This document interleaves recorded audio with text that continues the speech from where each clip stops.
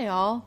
So a while ago on YouTube, I stumbled down a wormhole of small kitchen appliance reviews. As I was looking to buy an air fryer and perhaps maybe a pressure cooker, that's when I stumbled across one of the worst YouTube chefs of all time. His name is Jack Scalfani, as I like to call him, Jack Salmonella Scalfani. I watch video after video of him butcher, sometimes quite literally, recipes. Imagine driving slowly past a multi-car pileup on the interstate. That's my face as I watched him teach the internet how to make partially cooked meals of varying types and taking awful and unneeded shortcuts to recipes that are already quick to prepare. The absolute horror of Jack's lazy man chefing, air quote, techniques to my boyfriend Tom. And now, since we can't unsee it, we are opening your eyes to it as well. I'm Michelle, and I welcome you to join us for this horrific journey, better known as Pink Chicken and the Lazy Man.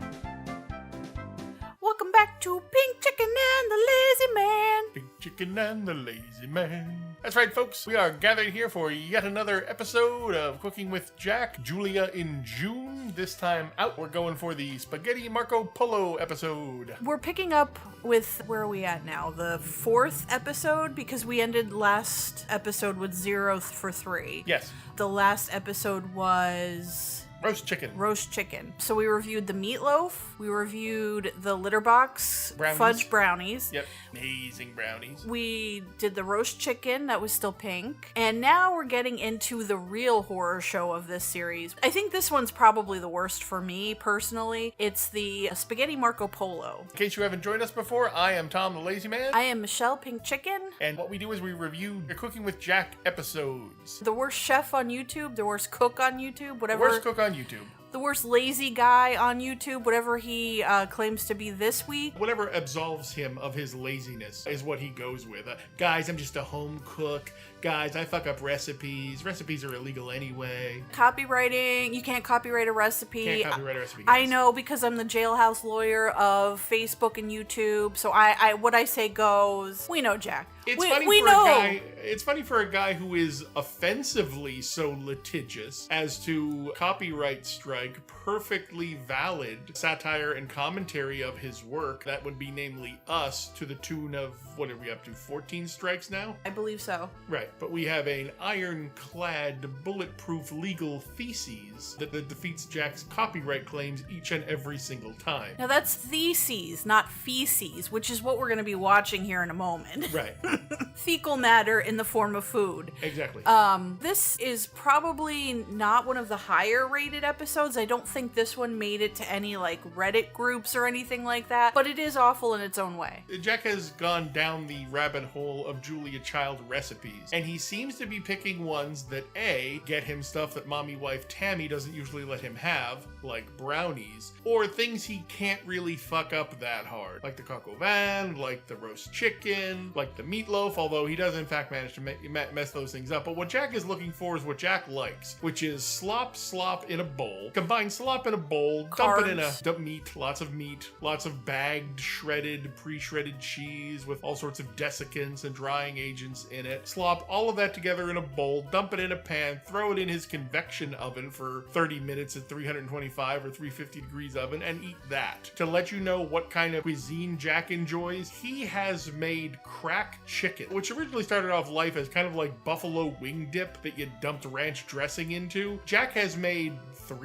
4 variants of that. He's made it as a sandwich. He's made it as a spread. He's made it as a dip. He's made it as a dessert topping. He's made it as a floor cleaner. It really should be a soup, though, because that's how it turns out every time he makes it. And it's not supposed to be like that. No matter what recipe he tries, no matter which recipe he fucks up, it never gets to the consistency he's hoping for. This episode is the Spaghetti Marco Polo. We're back in June. Julia in June, which is still weird. It seems like it should be July, but it really should be May. For many different reasons, this was the wrong time for this type of video, because Julia Childs is a classically trained French chef. So one would think that you would want to do this going into the fall, when the leaves are changing and the sun is at golden hour. It's getting a little chilly, but it's not cold yet. It's light jacket weather. Yeah, they're more heartier dishes. Like, they're more comforting to me.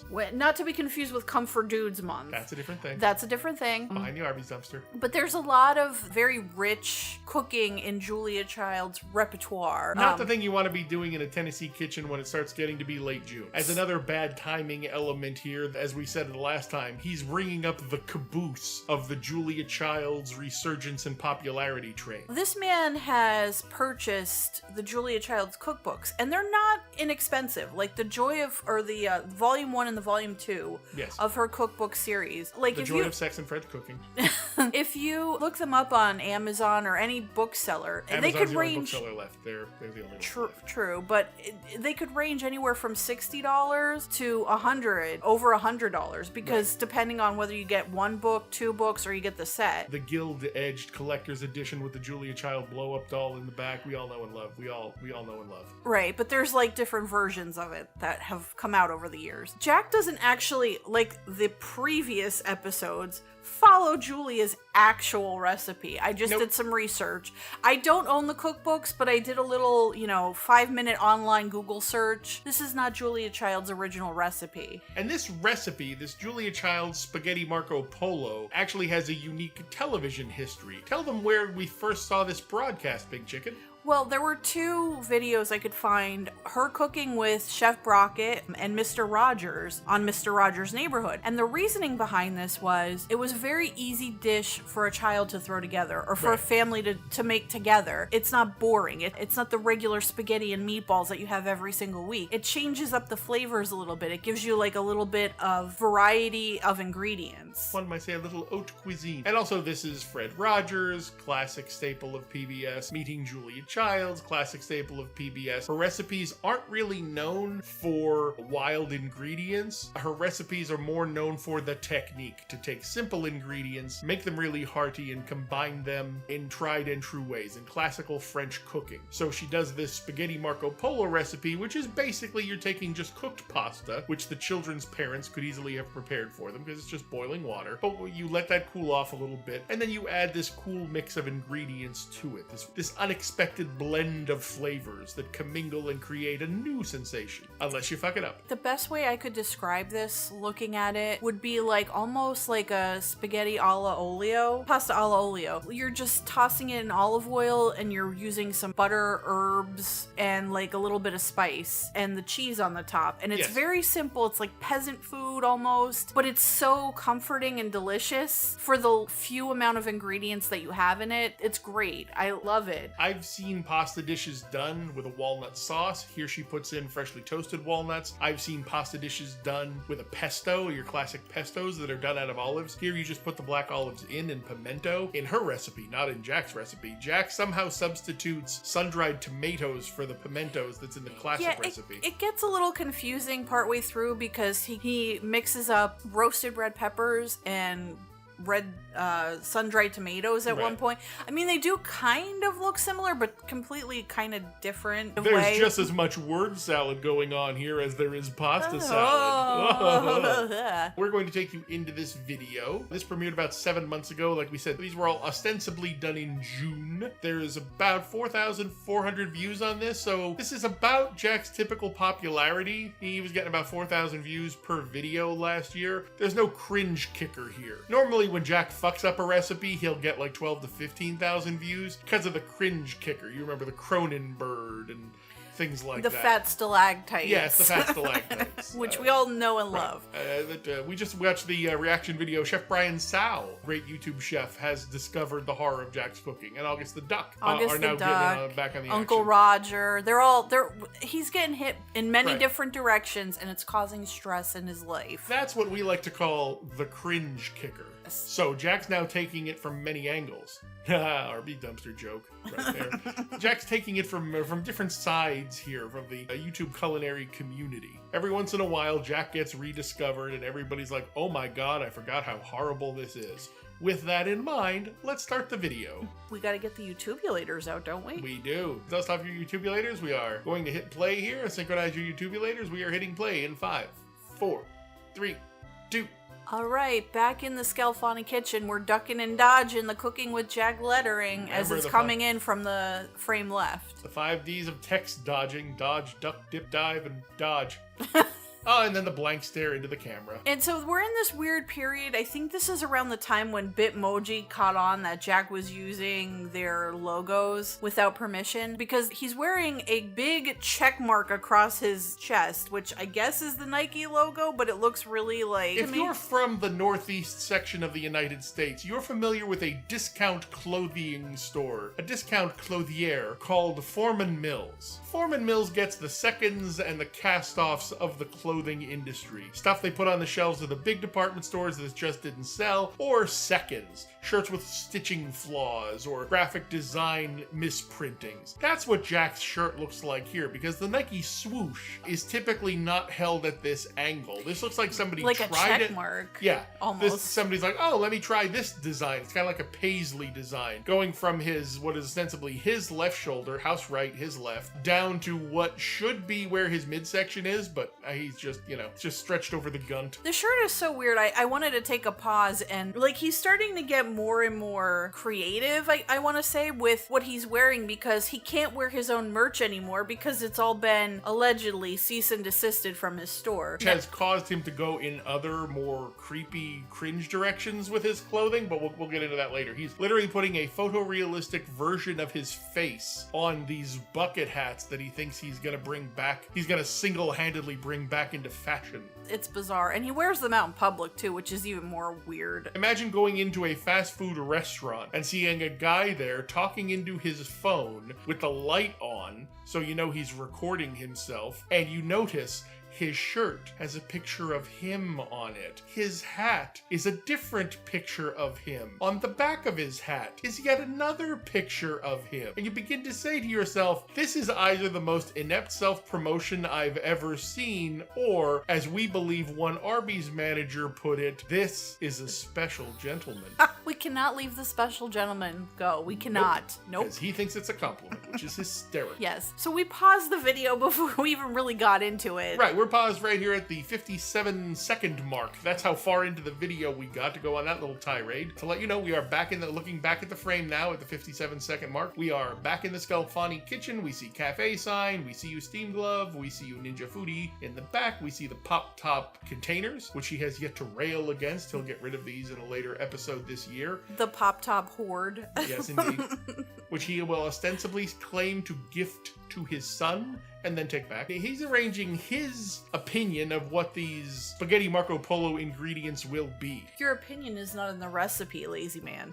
Well, he's covering up the sign behind him, so it can be now. Oh, as long as he's hidden the sign, I can have my opinion in the recipe. But the recipe is fucked up because it doesn't reference the sun-dried tomatoes. He calls them roasted red peppers. There's a can of tomato paste in his pile of ingredients here, which is not actually in this recipe. He'll apologize for that in a couple minutes. We see 2 bags of great value, the Walmart store label version of pre-cut, pre-shredded, desiccated agent added Parmesan cheese. If you know anything about Julia Child, if you had to think about it, how could I honor, if you take Jack at his word and say ostensibly, how can I honor this woman who meant so much to television cooking, which Jack is some weird step cousin of. How could I honor her? Well, let me do exactly what she would do. She would source the local farmers markets and boulangeries and cheese shops and find the best wheel of pecorino romano or parmesan, and she would have it cut so she could freshly grate it on the pasta. Not Jack. Sends MommyWife Tim down to the Walmart and get me the cheapest bag of cheese you could possibly get. Looking up the recipe as Jack makes it, there is a blog that has exactly the ingredients to the T that he has, and it's called 12tomatoes.com. Now, here's what they're calling for. 1/2 pound of spaghetti. Now,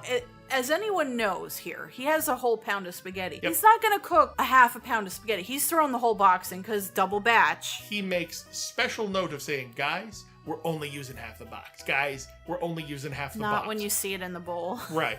And as anybody, a longtime viewers of the Cooking with Jack show, Jack always doubles the recipe. We have never seen him cut a recipe in half. Now, except for the reverse cowgirl tuna salad. Now, when he doubles a recipe, you take a double of each ingredient. Not him. That's not usually how Jack doubles something. He Right. doubles the ingredients he likes, and then the ones he doesn't like, he only puts in singles. So the recipe never comes out quite as it should. The walnuts, the black olives, roasted red peppers are here, parsley, basil, garlic, olive oil, salt and pepper, and Parmesan, 2 cups of Parmesan cheese. So the recipe he's ripping off calls for the roasted red peppers, but MommyWife Tim didn't buy them for him, so that's why he's using the sun-dried tomatoes. But because he's stealing that other person's recipe, he's reading off of the screen, that's why he thinks he's calling these roasted red peppers. Because that's not in Julia Child's recipe, that's in the recipe Jack is using. Right. What he's got in front of us is the olives, he's got the walnuts, he's got the spaghetti, he's got Spices. the spices, yeah. He's got the, I guess, roasted red peppers? Gummy garlic. No. He's got sun-dried tomatoes. Oh, sun-dried tomatoes. But he keeps making the mistake throughout the video. He keeps referring to them as roasted red peppers because A, that's what he stole the recipe from,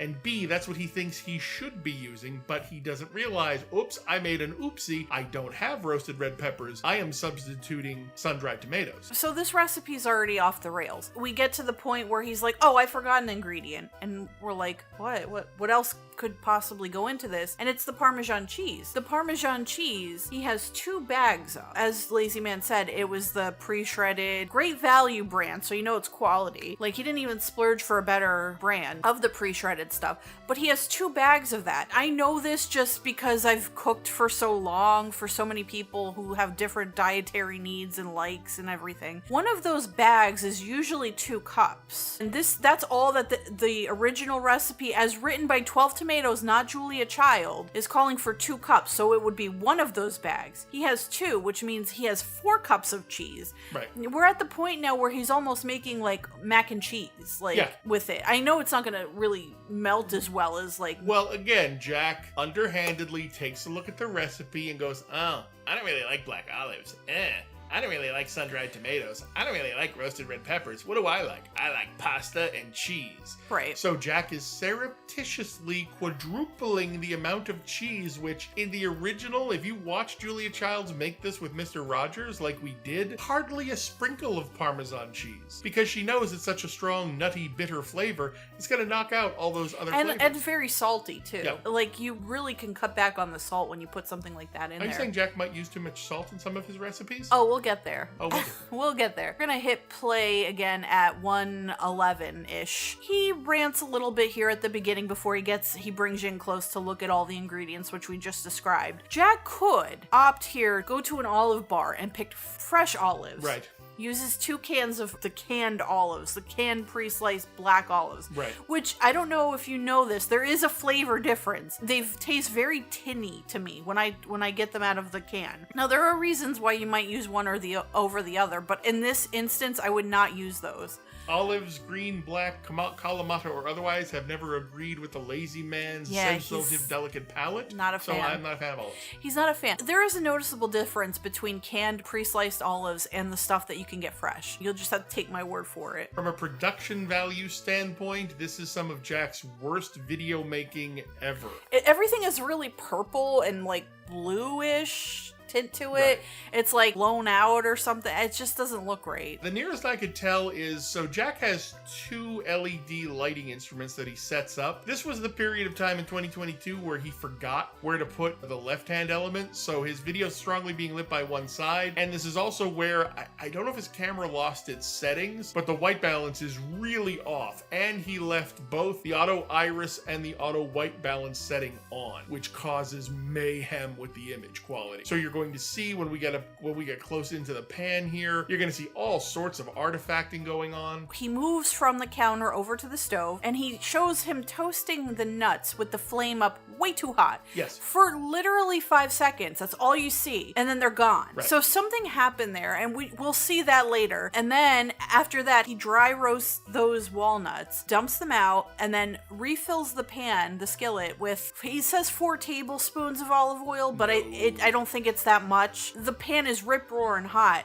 and the olive oil's starting to like burn a little bit. We're going to pause it here at 3 minutes and 38 seconds to take a look at this, because if you look into that pan of olive oil where he just dumped 3/4 of a cup, the instant that oil hits the pan, it is boiling. Yeah, it's shimmering. Yeah. Like you're supposed to let it shimmer or like smoke a little bit. And olive oil, it's not like meant to high fry something. You can burn olive oil. It changes the flavor profile of it a little bit. It's way too hot. Well, it burns. It gets a burnt taste. The answer here is turn down the fucking flame. You know, if he saw that the pan was that hot for the nuts that, I don't want to spoil it, but burned, we'll see that in a minute here. Maybe switch out pans? I don't know. Like, and then put the other one in the sink, and I don't know what the answer is here, but whatever he did here is wrong, because whatever he did to the nuts, he does even worse to the garlic. He just basically halves the gummy garlic cloves, which are an interesting color. Right. I don't know if I could describe to you the color of this garlic. They're like beige.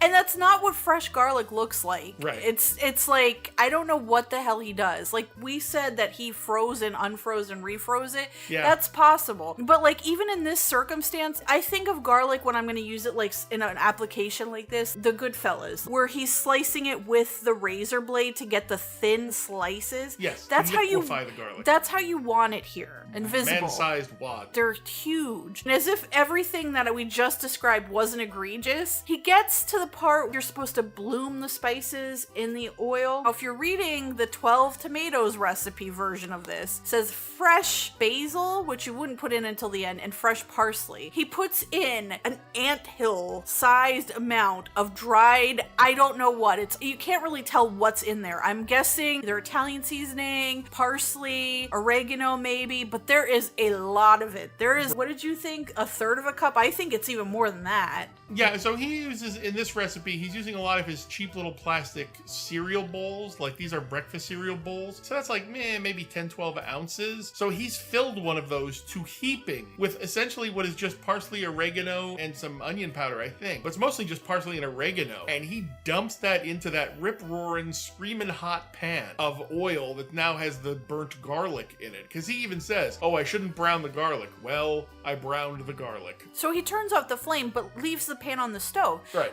If you're gonna do that, move it to a burner that's not on. Almost 18 years of cooking experience Yeah. on YouTube still doesn't know that controlling the heat means more than controlling the burner. But the thing is, once you burn garlic, there's no coming back from that. It's like you have to start completely over because it gets really bitter and gross. But Jack's just a lazy guy. Guys, I'm the lazy man. I'm just a home cook. All these little bloopers and mistakes, that's what home cooks always do, right, guys? He doesn't quite incinerate the garlic, but the spices start to incinerate to the point where I would just dump it and start over if it was me. Right. If this happened to me. It's not like he doesn't have a 55-gallon drum of oregano flakes there from Sam's Club. We're at the next part. This is when Jack was doing his reverse camera angle. Some new stuff. This is Jack's homage to Julia Child. And one of the things that, if you watch the HBO series Julia, they mention one of the innovations that Julia Child brought to her cooking show, brought to you by the fine folks of Boston Public Television, WGBH, is they introduced a mirror in near the ceiling of the studio. So the camera guy could actually point the camera up, but we would get an angle of what's actually going on in the mixing bowls. Jack has aped that shot here, but he forgets himself because that's a mirrored shot. So everything on the left-hand side of the frame is going to appear on the right-hand side of the frame. So if you have anything with writing, or depending upon how you usually wear your watch, unless you go into your editing software and flip the image back, people are going to know you're shooting into a mirror. We know he's shooting into a mirror. Honestly, it's not a bad idea for him. Like, this wasn't terrible, but it was poorly executed, just like all of her recipes that he's done so far. Well, the other part is, people who got into the YouTube cooking game way after Jack have come up with it. Babish uses the shot like this, and the cooking guy uses a shot like this. Almost all big YouTube chefs do the over-the-shoulder shot. They figure out some way to do it. Small camera, high tripod, little monopod on the desk, tabletop monopod to shoot down. Jack goes almost 2 decades of doing this before he just rips off Julia Child's idea. I believe either A, he's mounted the camera above that island that he's got going on there, either pointed it down there, because that's a lot of work to reset shots for Jack, who's one arm. May have conned MommyWife into getting like a smaller camera. I know he was thinking upon it now, that might be why the camera settings are so off, because he's been having to muck with it. I know he was testing some small cameras for tech time over the summer too, so I don't know if that I'd have to go back those up and return them. Yeah, I don't know if I'd have to go back and like look at the timing. I don't know if that's that camera or not. But speaking of timing, we're picking back up at 4 minutes and 30 seconds with this weird overhead shot, and he is dumping in his ingredients. And thank God we get the overhead shot, because you can see how just burnt to a fuck every ingredient he has. He's got 4 bowls here, and not a one of them looks appetizing. He's got a bowl of black olives, he's got too many black olives. He's got the bowl of walnuts, the walnuts are burnt. He's got the bowl of burnt offerings to the cooking gods that I guess at one time was his gummy garlic and anthill of oregano. That's just incinerated. That is a crematorium of spices. And then he has the spaghetti, which, by the way, he has not controlled the temperature of. He put a fuck ton of olive oil in with the spices and the garlic. Didn't put a tablespoon. All you need is a tablespoon of olive oil in the pasta. Is that typically advised for a hot pasta dish? I know some people put oil in their water to keep the spaghetti from sticking. That's not typically advised if you're doing a hot pasta dish. But for a dish like this that's going to be served at room temperature, or a pasta salad, it's okay to drain the pasta and add a tablespoon or 2 of olive oil. Jack doesn't do that, so his pasta clumps together. The olives particularly bother me because 1 can would have been more than enough. Also, she was attacked by a can of olives as a child. No, but 1 can would have been enough, but also I would have rinsed and drained them like really well, because you get that black residue and it's gonna tinge the rest of the pasta with that like gross tasting black water, and it's like, it's not appetizing looking. It may or may not taste good, but I feel like those ones from a can taste tinny, and that's why I'd rather use the actual fresh ones. I have no opinion on the matter. I hate all olives. I know. He's an equal opportunity olive hater, so. For as Italian as I am. I'd like to extend the olive branch. Why? I hate them. That would inflame me. It's like the movie Mars Attacks, when they don't realize that the Martians are afraid of the birds and they view it as an act of war. Little known Tim Burton film fact. And we're back to the video. 4 minutes and 48 seconds.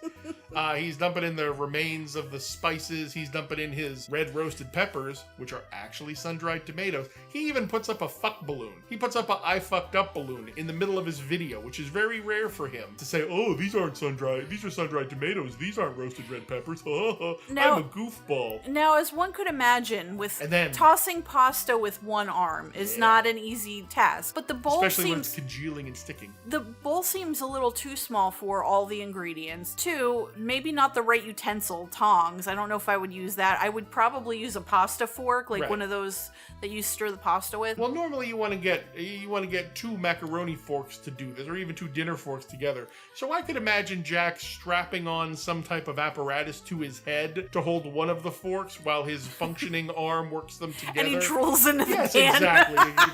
Bopping his head like the beluga whale at SeaWorld. It kind of shape resembles tossing the pasta. At this point, 5 minutes and 12 seconds. It's cool. The pasta's cooled off too much because he's been fucking around for too long. Now he kind of realizes that, so he expedites the process of dumping the avalanche of cheese. Cheese Valanche. Yes, indeed. Bruce Valanche's cousin? Indeed. Here we are, 5 minutes and 21 seconds, and he is struggling. Jack is on the struggle bus. He is driving it into sticky pasta cheese town, because that desiccant-laden bagged cheese is not melting because the pasta's too cold, and it's not combining because it's sucking up all the moisture. It's sucking all of the remaining water of the pasta, the remaining oil. I'm amazed that there's any liquid left in this. Right. Very honestly. Parched pasta. Yeah. Marco, it's parched Marco Polo pasta. So he's parched this Polo pasta. And then he points out, now You should have gone for a profile pizza party.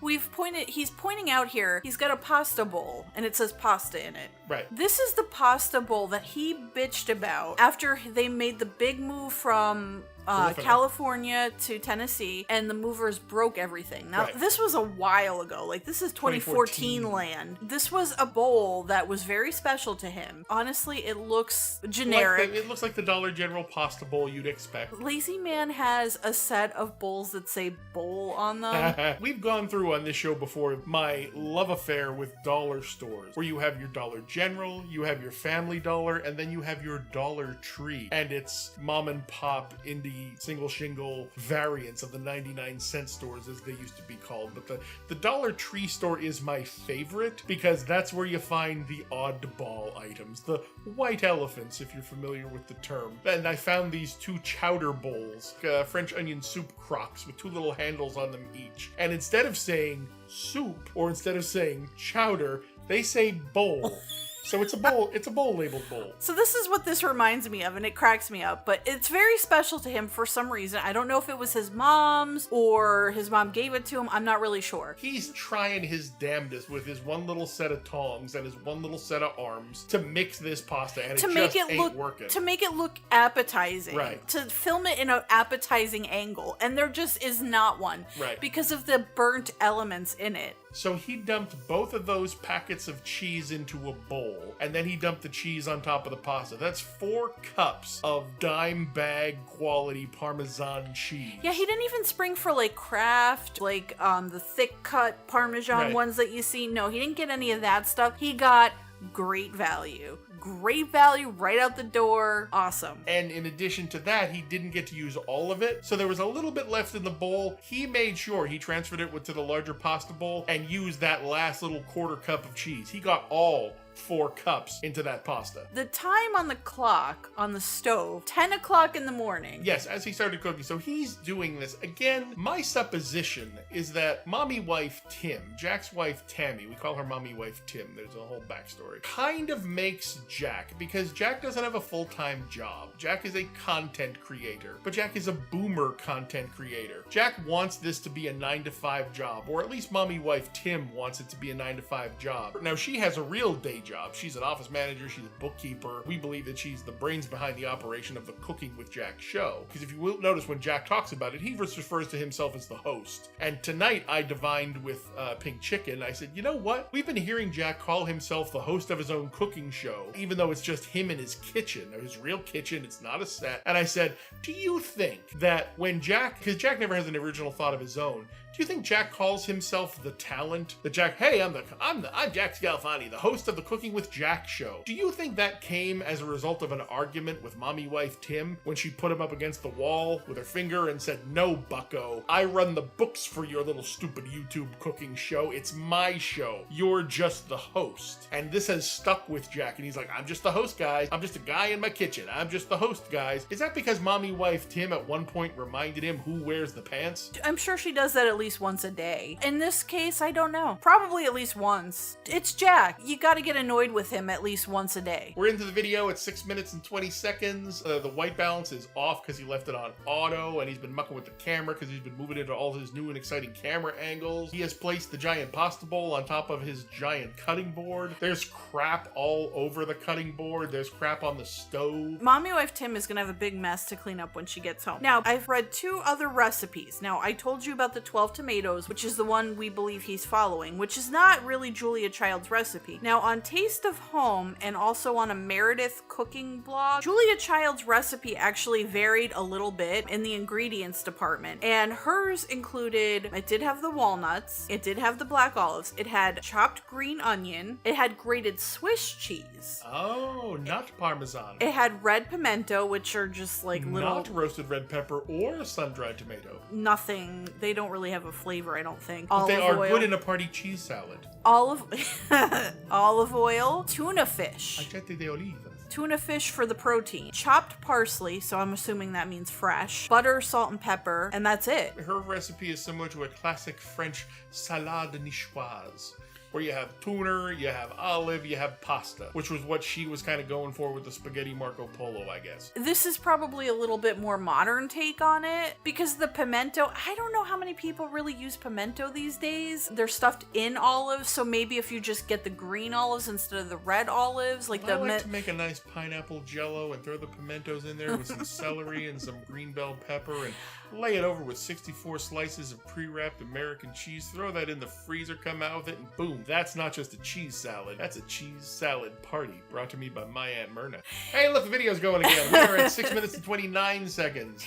We're watching the video with the sound off of it, so we're watching Jack talk on closed captioning, because this is one of the videos where YouTube actually auto-inserted closed captioning for him. So he's apologizing for his many, many mistakes with this recipe, and he's gonna take a bite. One thing I wanted to point out with the walnuts, which was supposed to toast, I've seen some other Italian chefs, I think Marianne Esposito, made peasant pasta, Italian peasant pasta, where she used some sort of nuts as like almost like a topping, like you would use like breadcrumb. They weren't huge horkin chunks like that. She put them through a food processor and blended them so they were almost like powdered. Right. Italian cooking isn't a monoculture cuisine. Because the geography of Italy is so rugged, you get these tall mountains, these craggy peaks, and these deep, narrow valleys. And what happens is the people in the valleys all develop their own recipes. So while you get the general list of ingredients, pastas, tomatoes, herbs, every little village, every little valley in Italy makes their food in a different way. And they all think they're right and all the other valleys are wrong. So your Nepalese is different from your Napoleano, your Venetian, your Coppola, your Sardinia, all of these places. Everybody Rome makes it, Roman pizza is different from the pizza you get in the north and different from the pizza you get in the south. Even in your American pizza joints, there's 2 or 3 different kinds of pies. You got your Sicilian, you got your Neapolitan. It's all different. Jack messes up all of it. We have frozen the video here at 6 minutes and 42 seconds. Jack has tendrils of sticky cold pasta hanging out of his mouth, not unlike some of the infected on HBO's series The Last of Us. A beluga walrus. Right. Looks like he looks like he's been infected by the cordyceps virus. We get a jump cut because he realized he's got food dropping out of his mouth. He's basically now extolling the virtues of his creation. He's lying. He says it's amazing twice. I don't see him eating this. There's a whole plate of it. It's ready at like 11 o'clock in the morning. This is not lasting through the rest of the day. It's either Everybody getting knows tossed. how weird pasta gets. Yeah. No matter how well you do it. Reheating it the next day is always kind of sketch because it's either going to turn out really hard or it's going to turn out really soggy. Most professional chefs know if you're doing pasta for the dinner hour, you parboil the pasta a little bit and then you leave it in the water so it never dries out, it never clumps, it never sticks together, and then when the dinner hour comes, you boil it the rest of the way. Jack does not know anything about how a professional kitchen runs. He's just a guy in his home, in his kitchen. He's just the host of the Cooking with Jack show. And all he's going on about here, it doesn't mention the sun-dried tomatoes. All Jack talks about here is how much he loves the cheese on the pasta. That's probably which the only isn't thing. Even the recipe. That's probably the only thing he can taste because using that much Parmesan, it's all pure salt. It's like a salt lick at that point. Plus, he added salt, I'm assuming, to the water and maybe the pasta on top because he did have that salt container sitting beside the rest of the ingredients. And Jack doesn't season anything. Jack over-seasons to fuck everything. So what was the worst part of this for you? Like, because it was bad all the way throughout. What do you think was the worst? Oh, the walnuts. It's not so much that Jack doesn't understand how to add the walnuts to it. He doesn't understand all the little subtle techniques that Julia Child, the reason why she would put the walnuts in there. First of all, she's going to finely chop them. Then she's going to roast them just to the point, because what you're trying to do is you're trying to get that walnut oil to express out of those little pieces of walnut meat. You don't want walnut croutons, which is what Jack adds here. You want those walnuts almost to disappear. Maybe add a little bit of slightly firmer texture than the pasta, but you want the walnuts to be as soft and the pasta to be as firm as each other. So they kind of disappear. And very high-end Italian cooking, you've got a couple walnut sauces. I've seen people cook with walnut oil before. It imparts a nutty flavor, kind of like a sesame oil. I guess that's where the Marco Polo thing comes from. They're calling it spaghetti Marco Polo, Marco Polo was an Italian explorer who ended up in China for like 30 years, claimed to be a governor there. That never happened. The Chinese keep meticulous records. We watched a video on it. Marco Polo was never governor, but he was kind of like the pet Caucasian of the Chinese Emperor Kublai Khan. The story goes that Marco Polo was the guy that taught Italians to love noodles. So your Chinese noodles, which China has a huge millennia-long obsession of making hand-drawn noodles. Marco Polo brought Chinese noodles to Italy, and boom, that's how you get spaghetti and meatballs. Jack, knowing none of that, one could see that spaghetti Marco Polo with the walnut oil is kind of taking the Italian peasant dish of spaghetti back to its Chinese roots of noodles with sesame oil. That was another good point, because he did ramble on at the beginning of the video rather than doing any research, which Yes. we did like a little research, but we didn't go really in depth with it because we just didn't have the time really. But we've done more research here than he did, because he's like, I don't know, I think Marco Polo invented spaghetti or something, tee-hee, I don't know, look it up and tell me I'm wrong in the comments. Jack is inviting you to watch him cook and learn along with him, which he never ever does. We invite you to laugh and deride with us, but I think we're way more informative because we're making fun of him. We are more informative in our satire than Jack is with his original content. I really want to know, I mean, I don't think it's the worst part for me, but what went wrong with that dump of spices? That was a really lot, and none of them were fresh, and every recipe that I've read says to use fresh basil or parsley, some kind of green to get the freshness into it. He used all dried stuff, which is already like kind of concentrated. He used so much of it. He might have had an inkling that all of the recipes called for fresh herbs, and he only had dry herbs. So somewhere in his head, the synapses misfired and said, oh, I know what I'll do, Jackie. This is clever. I'll put it in the hot oil with the garlic and it'll bloom the spices. Yeah, right. Nope. Anything that was cooked in that pan, I think, failed. The walnuts failed, the garlic failed, and the spices. These are Jack's famous rock pans, which he claims to love so much. He doesn't know how to control the flame. And also, they're really fucking cheap pans. I'm constantly fucking with the flame. Right. And you said they have a concave bottom. Turn up, turn down, turn up, turn down. Just like I'll be like, okay, it's not heating up fast enough. Now it's too hot. Okay, turn it down. Like, I'm constantly fucking with the flame just to make sure I don't burn or undercook something. Well, you were obsessed with Jack's bottoms. This was a total fail. So now we're ending this video. This is the 4th in the series, 0 and 4. I forget what's next. This is a Russell Stover's fine milk and dark assorted mix of fails, this Julia in June series, because you see Jack fail with meat, you see Jack fail with poultry, you see Jack fail with side dishes, you see Jack fail with desserts. It's a cornucopia of fuckitude. The next episode, cornucopia of fuckitude. The next episode is going to be Julia Child's Coco Vaughn. Oh, and that's the one that we actually think that he didn't completely mangle. He actually, because it's very hard. It's a stew. How can you fuck up a stew? He's braising. You braise chicken in wine. Which, if anything, would help Jack to cook chicken through, because obviously he has no clue how to do it without liquid. Well, and because you use a red wine, no matter what happens, that bowl's gonna be full of pink chicken, and for once in Jack's life, pink chicken is a-okay and acceptable. Speaking of pink chicken, we thank you for joining us here on this episode, and we gladly invite you to join us every 2 p.m. on Saturday for Pink Chicken and the Lazy Man's live stream on YouTube called The Boys Club. Woo! Don't forget, we have Facebook, Twitter, obviously the YouTube. Give us a like and subscribe. Subscribe if you're Jack. Join our secret Discord club. Our secret Discord club. We don't have a Patreon, but if you see us, you can throw money at us and we'll appreciate it. Yes, especially change. Yes. Definitely throw change at us. Whip it at us, yes. Big Kennedy $50. Yeah. Doubloons, or Spanish pieces of 8. Or you could put them in a sock and just beat us with them on the side of the road. That's a separate discussion. Behind the Arby's dumpster. Yeah, behind the Arby's dumpster. If you see us there. Over Macho Grande. Yes. We should get out of here. We should get out of here. I'm Pink Chicken. And I'm Tom the Lazy Man. And we are... Pink Chicken and the Lazy Man.